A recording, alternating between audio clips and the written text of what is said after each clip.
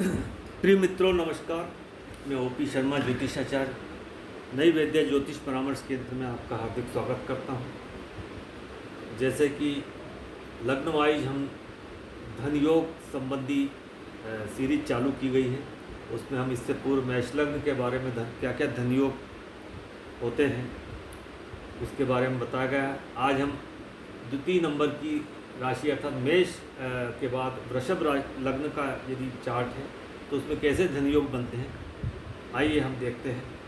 तो मेष वृषभ लग्न में जो हमें सबसे पहले धन भाव का स्वामी बुध को नोट करना है। पंचम भाव का स्वामी जो कि बुध है वह अर्थात पंचम और धन भाव दोनों का स्वामी बुध है। और इसके अलावा नवमेश जो है वो शनि है और जो लाभ भाव का स्वामी है गुरु, इनको नोट कर लेना है।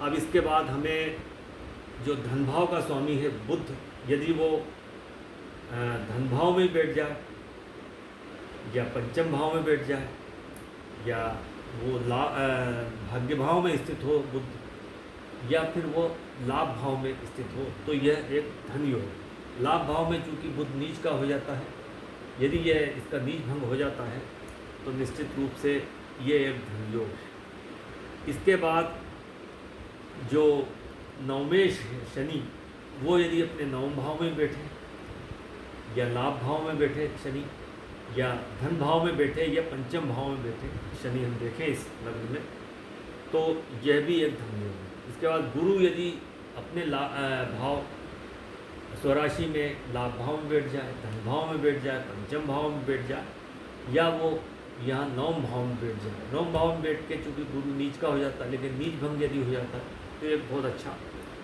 धन योग है। इसके साथ ही ये जो बुध धन भाव, पंचम भाव एवं शनि भाग्य भाव और गुरु जो है लाभ भाव, इन तीनों ग्रहों की यदि आपस में दृष्टि संबंध हो या केंद्र त्रिकोण धन भाव लाभ भाव में युति हो जाए या इनमें आपस में राशि परिवर्तन हो तो ये भी बहुत बड़ा धन योग है। इसके बाद वृषभ लग्न में यदि गुरु धन भाव में बैठ जाए और बुध लाभ भाव में बैठ जाए और लाभ भाव में बैठ कर उसका नीच भंग हो जाए तो एक बहुत बड़ा धन योग होता है।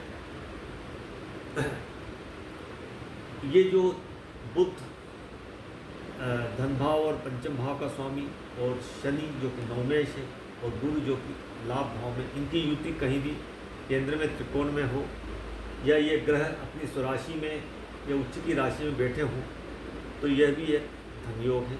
इसके बाद हम वसीयत की और ससुराल से धन की बात करते हैं तो यहाँ गुरु जो है अष्टमेश है।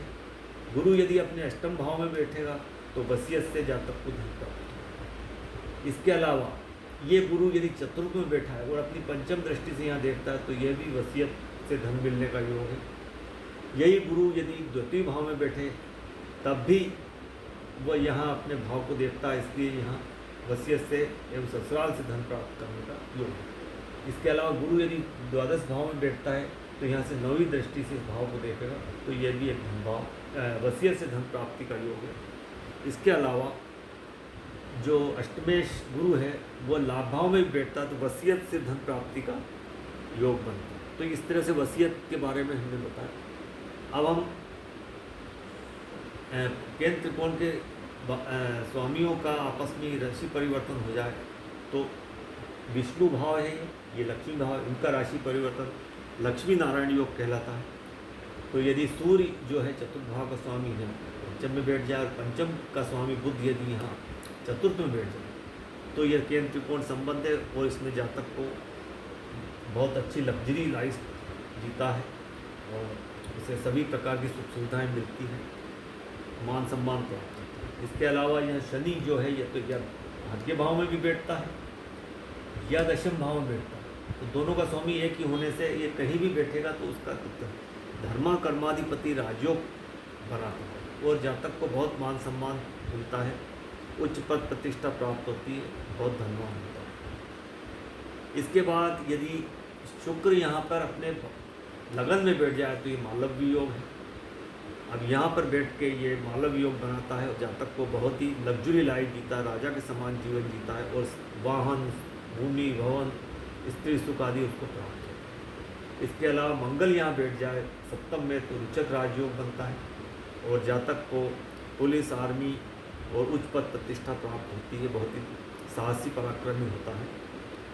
इसके अलावा शनि यदि दशम भाव में बैठ जाए तो मैं जैसे बताया धर्मा कर्माधिपति भी राजयोग बनता ही है, साथ में शशि योग भी बनता है। तो जातक को अपने क्षेत्र का प्रधान बनता है और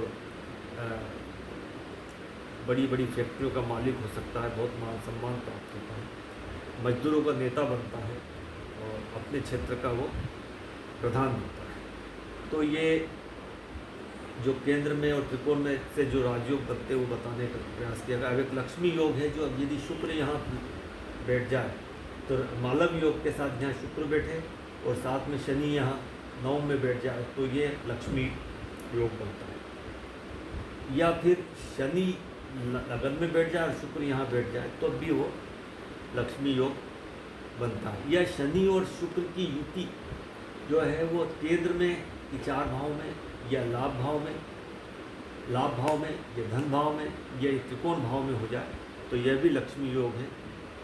या ये जो ग्रह है अपनी उच्च राशियों में कहीं बैठे या स्वराशि में बैठ जाए तब भी ये लक्ष्मी योग कहलाता है। इसके बाद विपरीत राजयोग, यदि शुक्र यहाँ षष्टम भाव में बैठे या अष्टम में बैठे, षष्टम में या अष्टम में या 12वें में बैठे तो विपरीत राजयोग। या गुरु यहाँ षष्टम में बैठे या अपने स्वराशि अष्टम में बैठ जाए या ये गुरु यहाँ द्वादश भाव में बैठे तब भी ये विपरीत राजयोग है।